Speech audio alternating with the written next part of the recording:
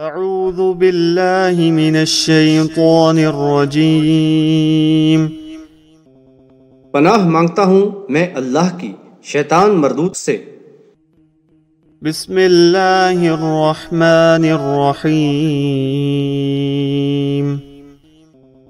اللہ کے نام سے جو بڑا مہربان نہایت رحم فرمانے والا ہے۔ یا بنی آدم اما یأتینکم رسل منکم یقصون علیکم آیاتی فمن اتقى واصلح فلا خوف علیہم ولا هم یحزنون۔ اے بنی آدم، اگر تمہارے پاس تم ہی میں سے رسول آئیں جو تمہیں ہماری آیات سنائیں تو پھر جو تقوی اختیار کرے اور اصلاح کرے تو ایسے لوگوں کے لیے نہ تو کوئی خوف ہوگا اور نہ وہ غمگین ہوں گے۔ حاشیہ نمبر 38۔ اسی قسم کا مضمون سورۃ البقرہ آیت نمبر 38 اور 39 میں بھی ہے۔ اس دارالامتحان میں ایک طرف شیطان کو مہلت ہے کہ وہ انسانوں کو راہ راست سے بھٹکائے، تو دوسری طرف انبیاء علیہ السلام کے ذریعے ان کی ہدایت و رہنمائی کا مستقل اہتمام کر دیا گیا ہے۔ چنانچہ ابتدا ہی سے ان کو آگاہ کر دیا گیا کہ انسانوں کی رہنمائی کے لیے انہی میں سے رسول بنا کر بھیجا جائے گا جو لوگوں کو اللہ کی آیات سنائے گا، ان کے ایمان و عقیدے کی اصلاح کے ساتھ ساتھ انہیں عمل صالح کرنے اور اللہ کے احکامات بجا لانے کی ترغیب دے گا اور اللہ کی عبادت کا طریقہ سکھائے گا۔ ایمان و تقوی کا تقاضا ہے کہ ہر صداقت کو تسلیم کریں، اللہ کے رسول پر ایمان لائیں اور اس کی پیروی کریں۔ لہذا جو کوئی ایمان لا کر اپنی اصلاح کر لے، اللہ کی نافرمانی سے بچے اور تقوی کی روش اختیار کرے تو اس کے لیے نہ کسی قسم کا خوف ہوگا اور نہ عذاب کا اندیشہ۔ ایسے لوگ جنتی ہیں، وہ اپنا کھویا ہوا مقام اللہ کے فضل و کرم سے ایمان خالص اور عمل صالح کے ذریعے دوبارہ حاصل کر لیں گے اور پھر ان مساکن طیبہ میں ہمیشہ رہیں گے۔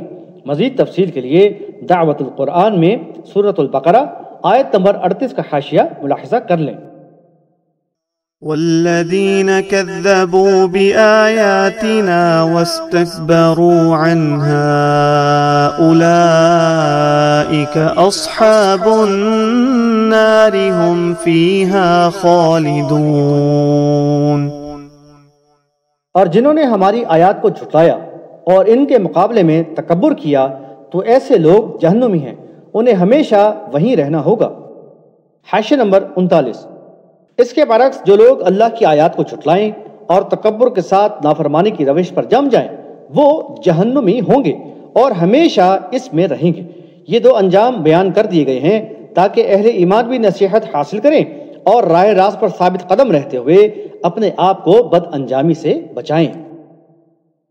فمن أظلم ممن افترى على الله كذبا أو كذب بآياته أولئك ينالهم نصيبهم من الكتاب حتى إذا جاءتهم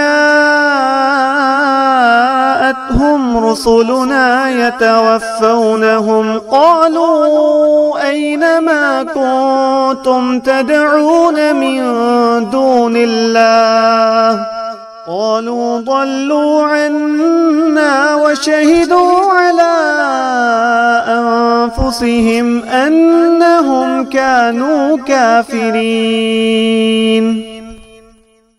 بھلا اس سے بڑھ کر ظالم اور کون ہوگا جو اللہ پر جھوٹ باندھے یا اس کی آیات کو جھٹلائے۔ ایسے لوگوں کا دنیا میں جو حصہ لکھا جا چکا وہ انہیں ملے گا، یہاں تک کہ جب ہمارے بھیجے ہوئے یعنی فرشتے ان کی روحیں قبض کرنے کے لیے آ جائیں، وہ یعنی اس وقت ان سے پوچھیں گے کہ کہاں ہیں تمہارے وہ معبود جنہیں تم اللہ کے سوا پکارتے تھے؟ وہ کہیں گے کہ وہ تو ہم سے غائب ہو گئے، اور وہ خود اپنے خلاف گواہی دیں گے کہ وہ کافر تھے۔ حاشیہ نمبر 40۔ اللہ پر افطرا پردازی کرنے والا اور اللہ کی آیات کو جھٹلانے والا کافر و مشرک بلا شبہ بہت ہی بڑا ظالم ہے، جو محض دنیاوی مفادات کی خاطر اور معاشرے میں مقبولیت، شہرت اور بڑائی حاصل کرنے کے لیے جھوٹی باتیں گھڑ کے اللہ تعالیٰ سے منسوب کرتا ہے۔ یہ خود تو گمراہ ہے ہی، لیکن ظالم دوسروں کو بھی گمراہ کرتا ہے۔ آخرت فراموشی اور قساوت قلبی کا شکار ہو کر یہ زیادہ سے زیادہ لوگوں کو راہ راست سے بھٹکانے کو اپنی کامیابی تصور کرتا ہے اور اسی مقصد کے لیے دوڑ دھوپ کرتے ہوئے مہلت عمل گنوا دیتا ہے۔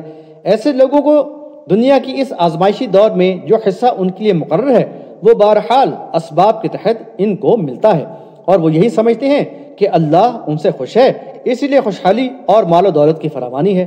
چنانچہ یہ نادان دعوت حق کی طرف آنے کے بجائے اسی طرح کفر و شرک اور اللہ کی نافرمانی میں غرق رہا اور بناوٹی معبودوں کو پکارتا رہا، ان سے استمداد کرتا رہا اور ان کی نظر و نیاز کرتا رہا، اور انہی کو دنیا اور آخرت میں اپنی امیدوں کا سہارا بنائے رکھا۔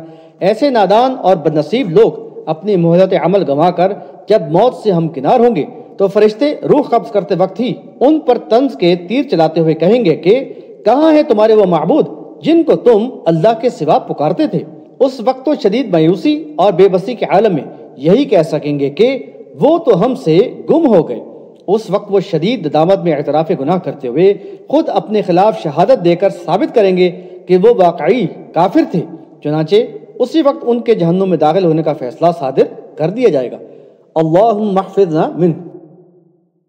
قال ادخلوا في قد خلت من قبلكم من الجن والإنس في النار كلما دخلت أمة لعنت أختها حتى إذا اداركوا فيها جميعا قالت أخراهم لأولاهم ربنا هؤلاء أضلونا فآتهم عذابا ضعفا من النار قال لكل ضعف ولكن لا تعلمون۔ حکم ہوگا کہ جاؤ تم بھی جہنم میں داخل ہو جاؤ جہاں تم سے پہلے گزرے ہوئے گروہ جن و انس موجود ہیں۔ جب بھی کوئی گروہ جہنم میں داخل ہوگا تو وہ اپنے جیسے یعنی پہلے داخل ہونے والے گروہ پر لعنت کرے گا، یہاں تک کہ جب وہ سب ہی وہاں جمع ہو جائیں گے تو ہر بعد والا گروہ پہلے گروہ کی نسبت کہے گا اے ہمارے رب، یہی وہ لوگ ہیں جنہوں نے ہمیں گمراہ کیا تھا، اس لیے انہیں دوہرا عذاب دیجیے۔ ارشاد ہوگا کہ یہ تو ہر ایک کے لیے دوہرا ہی ہے مگر تم نہیں سمجھتے۔ حاشیہ نمبر 41۔ زیر نظر آیت میں ایک گمراہ امت کو دوسری اسی جیسی گمراہ امت کی اخت یعنی بہن کہا گیا ہے، کیونکہ ایمان و عقیدے، عمل اور انجام کے لحاظ سے دونوں ہی یکساں ہیں۔ جہنم میں داخل ہونے والا ہر گروہ اپنے پیش رو کو لعنت کرتا ہوا داخل ہوگا۔ کیسا عجیب منظر ہوگا کہ دنیا میں اسلاف سے محبت و عقیدت کا دم بھرتے تھے، ان کی بات کو اللہ کی بات پر فوقیت دیتے تھے اور ان کی پیروی کو ہی ذریعہ نجات سمجھتے تھے۔ اب حقیقت حال منکشف ہو جانے اور یہ جان لینے کے بعد کہ یہ اسلاف ہی دراصل ان کی گمراہی، ہلاکت و بربادی کے ذمہ دار تھے، تو پھر انہی پر شدت سے لعنت و ملامت کریں گے، یہاں تک کہ غیظ و غضب میں اکابرین کو پیروں تلے رون ڈالنا چاہیں گے۔ ملاحظہ ہو سورہ حامیم سجدہ آیت نمبر 29۔ حاشیہ نمبر 42۔ جب یہ تمام گروہ جہنم میں اکٹھے ہو جائیں گے تو انتہائی پشیمانی، کرب و الم اور مایوسی کے عالم میں ایک گروہ دوسرے گروہ کے لیے بددعا کرے گا۔ بعد والے لوگ اپنے اسلاف کو گمراہی کا ذمہ دار ٹھہرا کر ان کے لیے دوہرے عذاب کی دعا کریں گے۔ سورۃ الاحزاب آیات 66 تا 68 میں یہ منظر کشی اس طرح کی گئی ہے۔ اس دن ان کے چہرے آگ میں الٹ پلٹ کیے جائیں گے۔ اس وقت یعنی حسرت و یاس کے عالم میں کہیں گے کہ کاش ہم نے اللہ کی اطاعت کی ہوتی، رسول کی اطاعت کی ہوتی، اور کہیں گے کہ اے ہمارے رب، ہم نے اپنے سرداروں اور بڑوں کی اطاعت کی، پس انہوں نے ہمیں گمراہ کیا اور راہ راست سے بھٹکا دیا۔ اے ہمارے رب، ان کو دگنا عذاب دے اور ان پر بڑی لعنت فرما دے۔ سورہ سبا آیات نمبر 31 اور 32 میں بھی جہنمیوں کی باہم تکرار کا ذکر ہے، جس کا خلاصہ ہے کہ ذرا اس صورتحال پر غور کرو۔ جب کمزور پیروکار اپنے بڑوں پر لعنت و ملامت کریں گے، ان کو بتایا جائے گا کہ ہر ایک کے لیے دوہرا عذاب ہے۔ دراصل ہر گروہ اخلاف میں سے بھی ہے اور اسلاف میں سے بھی، یعنی بعد والوں کے لیے اسلاف اور پہلے والوں کے لیے اخلاف۔ بعد والے گروہ کا جرم یہ تھا کہ انہوں نے اکابرین کی اندھی پیروی کی اور اللہ کی دی ہوئی فہم و فراست استعمال کر کے کتاب اللہ کی ہدایت سے فائدہ نہ اٹھایا۔ اسلاف نے کتاب اللہ کے خلاف عقائد اور باطل رسومات پھیلا کر بعد والوں کو گمراہ کیا، لہذا ہر گروہ کو اپنے کیے کی سزا بھی بھگتنی ہوگی اور بعد والوں کو گمراہ کرنے کی سزا بھی۔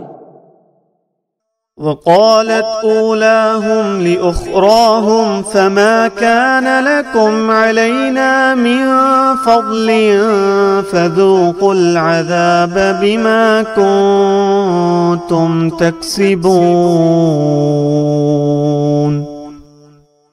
اس پر پہلا گروہ دوسرے گروہ سے کہے گا کہ تمہیں ہم پر کوئی فضیلت نہیں، اب تم بھی اپنے اعمال کے بدلے میں عذاب کا مزہ چکھو۔ حاشیہ نمبر 43۔ جہنم میں ہر گروہ دوسرے گروہ کا بدخواہ ہوگا اور اس کے لیے شدید تر عذاب کا خواہاں۔ یہاں بتایا گیا کہ پہلا یعنی اسلاف کا گروہ بعد والے گروہ کی ملامت کا جواب اس طرح دے گا کہ تم ہمارے لیے جو دوہرے عذاب کا مطالبہ کر رہے ہو تو تمہیں کوئی فضیلت تو حاصل نہیں کہ تمہیں اکہرا یا ہلکا عذاب ہو اور ہمیں دوہرا، اب تو تمہیں بھی اپنے کرتوت کے بدلے پورا عذاب چکھنا ہے۔